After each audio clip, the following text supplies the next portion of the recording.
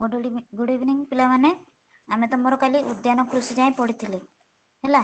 ଆଜି ପଢିବା ରୋପଣ କୃଷି ଆଉ ଶୁଷ୍କ କୃଷି ବା ଆର୍ଦ୍ର କୃଷି, ସେଚିତ କୃଷି ଆଉ ଛାଡ଼ିକି ଯାହା ଅଛି ଆଜି ସାରିଦବା ସେଇଟା ହେଲା। ରୋପଣ କୃଷି କଣ ନା ଉଦ୍ୟାନ କୃଷି ତ ଆମେ ଜାଣିଥିଲେ ସରିଥିଲା ସେଇଠି। ରୋପଣ କୃଷିର ଅର୍ଥ କଣ? ଗୋଟେ ଜମିରେ କେବଳ ସେଇ ଗୋଟିଏ ଚାଷ ହିଁ ଗୋଟେ ସମୟରେ ହେଇପାରିବ। ଯେମିତି ଆମେ ମିଶ୍ର କୃଷିରେ ପଢିଲେ ଏକାଥରକେ କିଛିଟା ହେଇପାରିବ। ଏଇଟା କିନ୍ତୁ ଗୋଟେ ସମୟରେ ଗୋଟେ ଜମିରେ ଗୋଟିଏ ଏକକ ଫସଲ ସେଇ ଗୋଟିଏ ହିଁ ହବ। ସେଇଟା ସରିଲା ପରେ ବି ସେ ଆଉ ଯାଇକି ଯାହା ହବ ସେତେବେଳେ ସାଙ୍ଗେ ସାଙ୍ଗେ ହେଇପାରିବନି। କଣ କଣ ନା ରୋପଣ କୃଷିର କଣ କଣ ଯାଉଛି ସବୁ? ଚାହା, କଫି, ରବର, ଆଖୁ, ନଡ଼ିଆ, ସପୁରୀ, କଦଳୀ, କାଜୁ ଇତ୍ୟାଦି ଜମିରେ ଏକକ ଫସଲ ଭାବେ ରୋପଣ କରାଯାଇଥାଏ। ମାନେ ଯୋଉ ଚାହା ଜମି, ଚାହା ଯୋଉଠି ଚାଷ ହୁଏ ସେଠି କେବଳ ଚାହା ହିଁ ହବ। ତାପରେ ଅଲଗା ଚାଷ ହେଇପାରିବନି କାରଣ ସେ ମାଟିର ସେଇ ଅନୁସାରେ ଇଏ ମାନେ ସେଟା ଚାହା ପାଇଁ ଆଡଜଷ୍ଟ ହେଇଯାଇଥିବ। କଫି ସେମିତି, ନଡିଆ ସେମିତି, ସପୁରୀ ସେମିତି। ତାହେଲେ ଏଠିରେ ତମର କୋଶ୍ଚିନ୍ ଆସିବ ରୋପଣ କୃଷିରେ ରୋପଣ କୃଷିର କେତେଟା ଉଦାହରଣ ଦିଅ। ମାନେ ୟା ଭିତରେ କେଉଁ କେଉଁ ଫସଲ ଅନ୍ତର୍ଗତ? ରୋପଣ କୃଷିରେ କେଉଁ କେଉଁ ଫସଲ ଅନ୍ତର୍ଗତ? ଏମିତି ପ୍ରଶ୍ନ ଆସିପାରେ। ଏଇଟା କୋଉଠି ହୁଏ ନା କ୍ରାନ୍ତି ମଣ୍ଡଳର ବିସ୍ତୃତ ଅଞ୍ଚଳରେ ରୋପଣ କୃଷି ଭଲ ହୁଏ। ତାହେଲେ ସେଇଟା କୋଉଠି ନା ଭାରତ ଆଉ ଶ୍ରୀଲଙ୍କାରେ, ବ୍ରାଜିଲରେ, ମାଲେସିଆରେ ହେଲା। ତାହେଲେ ଭାରତରେ କଣ ହୁଏ? ଚାହା, ଶ୍ରୀଲଙ୍କାରେ ବି ଚାହା ଆଉ କଫି। କଫି ଉତ୍ପାଦନରେ ବ୍ରାଜିଲ, ଭାରତ ଓ ଶ୍ରୀଲଙ୍କାରେ ଚାହା। କଫିରେ ବ୍ରାଜିଲ, ରବରରେ ମାଲେସିଆ, ଆଖୁରେ କ୍ୟୁବା। ଏଗୁଡାକ ସବୁ ଏଠି ଭଲ ହୁଏ। ଆମର ଭାରତରେ ଆସାମ ରେ ହୁଏ ଚା ଚାଷ ବହୁତ। ତାପରେ ରୋପଣ କୃଷି ବାଣିଜ୍ୟ ଭିତ୍ତିକ ବା ଅର୍ଥକାରୀ କୃଷି। ଏଗୁଡିକ ମୁଖ୍ୟ ଖାଦ୍ୟ ଶସ୍ୟ ନୁହେଁ। ଏଗୁଡିକ ହେଲା ବାଣିଜ୍ୟ ଭିତ୍ତିକ କୃଷି। ଏଇ ପ୍ରକାର ଚାଷ ଜମିରେ କଣ କଣ ଆବଶ୍ୟକ ନା ଅଧିକ ପୁଞ୍ଜି, ବିସ୍ତୃତ ଭୂମି ଆଉ ଅଧିକ ଶ୍ରମିକ। କାରଣ ବହୁତ ପରିଶ୍ରମ ଲାଗେ ନା ଏଥିରେ। ବିସ୍ତୃତ ଭୂମି, ବଡ ଜମି ଦରକାର। ଆଉ ବହୁତ ପଇସା ଦରକାର। ଏଇଟା ମାନେ ଅର୍ଥକାରୀ ଫସଲ ଯେହେତୁ ୟା ପାଇଁ ବହୁତ ପଇସା ଖର୍ଚ୍ଚ କରିକି ୟାକୁ ସେତିକି ଭଲରେ ଚାଷ କଲେ ସେଇ ଅନୁସାରେ ତାର ଫସଲଟି ବାହାରିବ। ତାପରେ ଆଉ କଣ ହୁଏ ନା ଅଧିକ ଶ୍ରମିକ ମଧ୍ୟ ଆବଶ୍ୟକ ହୁଏ। ତାହେଲେ କୋଶ୍ଚିନ୍ ଆସିପାରିବ ରୋପଣ କୃଷି କାହାକୁ କୁହାଯାଏ? କିମ୍ବା ରୋପଣ କୃଷି ଅନ୍ତର୍ଗତ ଦୁଇଟି ଫସଲର ନାମ ଲେଖ। ବା ରୋପଣ କୃଷିରେ ରୋପଣ କୃଷି କାର୍ଯ୍ୟ ରୋପଣ କୃଷି ପାଇଁ କଣ କଣ ଆବଶ୍ୟକ କୃଷି କାର୍ଯ୍ୟ ପାଇଁ? ହେଲା। ତାପରେ ଶୁଷ୍କ କୃଷି, ଆର୍ଦ୍ର କୃଷି ଆଉ ସେଚିତ କୃଷି। ଶୁଷ୍କ କୃଷି କଣ?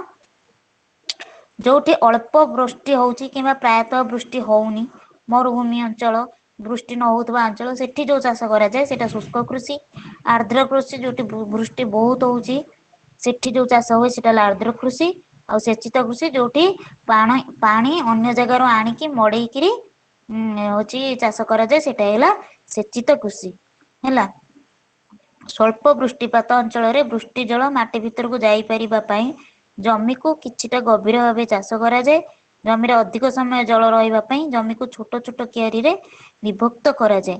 ଏହି ଶୁଷ୍କ କୃଷି ଅଞ୍ଚଳରେ ବାଜରା, ମାଣ୍ଡିଆ ଆଦି କମ ଜଳ ଆବଶ୍ୟକ କରୁଥିବା ଫସଲ ମାନ ଚାଷ କରାଯାଏ। ତାହେଲେ ଆମର ଶୁଷ୍କ କୃଷିର କଣ କଣ ରହିଲା ବାଜରା ଆଉ ମାଣ୍ଡିଆ। ଏଇଟା କୋଉଠି ହୁଏ? ପ୍ରାଚ୍ୟ ଓ ପଶ୍ଚିମ ଭାରତରେ। ପ୍ରାଚ୍ୟ ଆଉ ପଶ୍ଚିମ ଭାରତରେ ଏଇ ସବୁ କୃଷି ହୁଏ।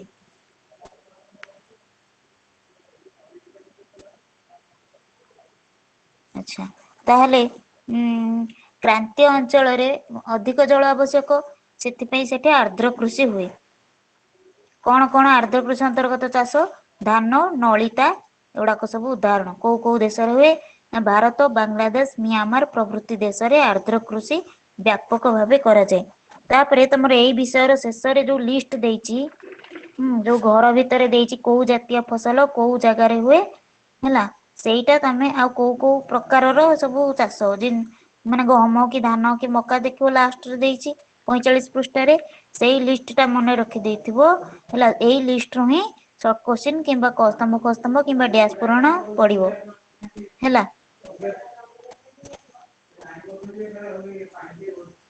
ତାପରେ ପ୍ରଧାନ କୃଷି ହଁ ସରିଲା ଆର୍ଦ୍ର କୃଷି। ତାପରେ ଆସିଲା ସେଚିତ କୃଷି। ସେଚିତ କୃଷି କଣ ନା ମୁଁ ଯେମିତି କହିଥିଲି ନଦୀ, ନାଳ, କୂପ, ପୁଷ୍କରିଣୀ, ଜଳଭଣ୍ଡାର ଇତ୍ୟାଦିର ଜଳକୁ ନେଇ ଜଳସେଚନ କରାଯାଉଥିବା କୃଷି କାର୍ଯ୍ୟକୁ ସେଚିତ କୃଷି କୁହାଯାଏ। ତମେ ତ ଜାଣିଛ ଆମ ଭାରତରେ ସେଇଭଳି କୃଷି ବହୁତ ହୁଏ। ଆଉ ବାକି ଚୀନ, ପାକିସ୍ତାନ, ବାଂଲାଦେଶ ମଧ୍ୟରେ ମଧ୍ୟ ହୁଏ। ଭାରତରେ ପଞ୍ଜାବ ଓ ହରିୟାଣାରେ କମ ବୃଷ୍ଟିପାତ ହେଲେ ମଧ୍ୟ ଜଳସେଚନ ଦ୍ଵାରା ଅଧିକ ପରିମାଣରେ ଫସଲ ଉତ୍ପାଦନ କରାଯାଏ। ତାପରେ ପ୍ରଧାନ କୃଷିଜାତ ଦ୍ରବ୍ୟ। କଣ କଣ ପ୍ରଧାନ କୃଷିଜାତ ଦ୍ରବ୍ୟ?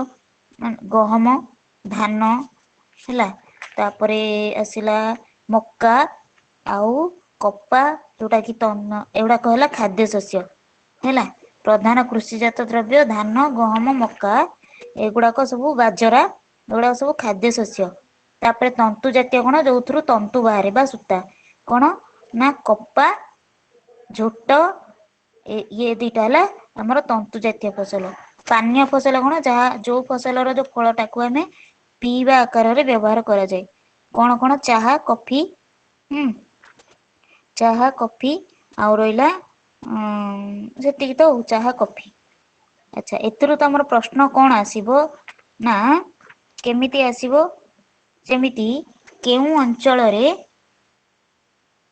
ଖାଦ୍ୟ ଶସ୍ୟ ଜାତୀୟ କିମ୍ବା ଗହମ କିମ୍ବା ଧାନ ହେଲା ଏମିତି ପଡିଥିବ କୋଉ ଅଞ୍ଚଳରେ ହୁଏ ଏଇଟା ଭଲ କଣ କଣ ମନେ ରଖିବ? ଗହମ ଚାଷ ମନେକର ପଡିଲା ତାର ଲେଖିବ ସଂକ୍ଷିପ୍ତ ଟିପ୍ପଣୀ କୋଉ ଅଞ୍ଚଳରେ ହୁଏ? କେତେ ତାପମାତ୍ରାରେ ହୁଏ? ଭାରତରେ କୋଉଠି କୋଉଠି ହୁଏ? ହେଲା ଏତିକି। ଆଉ ଓଡିଶାରେ କୋଉଠି କୋଉଠି ହୁଏ? ଏତିକି କଣ କଣ ଯେତିକି ବି ତମର ପଡିବ ଗହମ କି ଧାନ କି କପା ଯାହାବି ପଡିବ ତାର ଲେଖିବ କଣ କୋଉ ଜଳବାୟୁରେ ଭଲ ହୁଏ? ତାପରେ ଲେଖିବ କେତେ ତାପମାତ୍ରାରେ ହୁଏ? ହେଲା ଆଉ କୋଉ ଦେଶରେ ହୁଏ ଓଡିଶାର କୋଉଠି ହୁଏ? ଏତିକି ହେଲା ଏତିକି ଲେଖିବ ଆଉ ଥରେ କହିଦଉଛି କୋଉ ଜଳବାୟୁରେ ହୁଏ କେତେ ତାପମାତ୍ରାରେ ହୁଏ? ଭାରତରେ ତାପରେ କେତେ ହଁ ଭାରତରେ କୋଉଠି ହୁଏ ଓଡିଶାରେ କୋଉଠି ହୁଏ? ହେଲା ଚାରିଟା ପଏଣ୍ଟ ଲେଖିବ। ଚାରିଟା ପଏଣ୍ଟ ଲେଖିବ ତାପରେ ଆଉ କଣ ହଁ ତାପରେ ଲେଖିବ ଯୋଉଟା ପଡିଥିବ ଗହମ ଏଇଟା କୋଉ ଜାତୀୟ ଦ୍ରବ୍ୟ କୃଷି ଜାତ ଦ୍ରବ୍ୟ କି ଅର୍ଥ ଜାତୀୟ କି ତନ୍ତୁ ଅର୍ଥକାରୀ ଫସଲ କି ତନ୍ତୁ ଜାତୀୟ ଏଇଟା ଲେଖିବ ହେଲା 5ଟା ପଏଣ୍ଟ 5ଟାକୁ 5 ମାର୍କ ହେଲା କଣ କଣ? ନା ମନେକର ପଡିଲା ଧାନ ଆଗ ଲେଖିବ ଏଇଟା କୋଉ ଜାତୀୟ ଦ୍ରବ୍ୟ କୃଷି ଜାତ ଦ୍ରବ୍ୟ କି ତନ୍ତୁ ଜାତୀୟ ଦ୍ରବ୍ୟ କି କଣ ତାପରେ ଲେଖିବ ଏଟା କୋଉ ଜଳବାୟୁ ରେ ହୁଏ ସେକେଣ୍ଡରେ ଥାର୍ଡରେ ଲେଖିବ କେତେ ତାପମାତ୍ରାରେ ହୁଏ ଫୋର୍ଥରେ ଲେଖିବ କୋଉ ଅଞ୍ଚଳରେ ହୁଏ ହେଲା ଫିଫ୍ଥରେ ଲେଖିବ ଭାରତରେ କୋଉଠି ହୁଏ ଆଉ ଓଡିଶାରେ କୋଉଠି ହୁଏ ହେଲା ଏତିକି ହେଲା ତମର କାମ ଏତିକି ମନେ ରଖିଦବ କେବଳ ୟାକୁ ସେଇ ଲିଷ୍ଟ ପଢଦେଲେ ହେଇଯିବ ସେଇ ଲିଷ୍ଟ ଟା ପଢିଦିଅ ଆଉ ତାପମାତ୍ରା ଟା କେବଳ ମନେ ରଖିବ ଏଇ 5ଟା ପଏଣ୍ଟ ଲେଖିବ 5 ମାର୍କ ସଂକ୍ଷିପ୍ତ ଟିପ୍ପଣୀ ଆଚ୍ଛା ତାପରେ ହଁ ପରୀକ୍ଷା ଖାତାରେ ସିଧା ସିଧା ଧାଡି ଧାଡି କରିକି ଲେଖିବ ବଙ୍କା ଧାଡି କରିବନି ପରୀକ୍ଷା ଖାତା ଅପରିଷ୍କାର କରିବନି ହେଲା କଟାକଟି ଗୋଟେ ଧାଡିରେ 2ଟା କଟାକଟି ହେଲେ ହେଲା ଅଧେ ଗୋଟେ ମାର୍କ କଟିବ କିମ୍ବା ଅଧେ ମାର୍କ କଟିବ 2ଟା କଟାକଟି ହେଲେ ହେଲା ସେଇ ଅନୁସାରେ କାମ କରିବ ଆଚ୍ଛା ତମର ଏଇ ବିଷୟଟି ସରିଲା ସରିନି ହଁ ସରିଲା କୃଷି ଉନ୍ନୟନ ଆମେ ବାର୍ଷିକ ପରୀକ୍ଷା ପାଇଁ ପରେ ପଢିବା କୃଷି ଉନ୍ନୟନ ଠିକ ଅଛି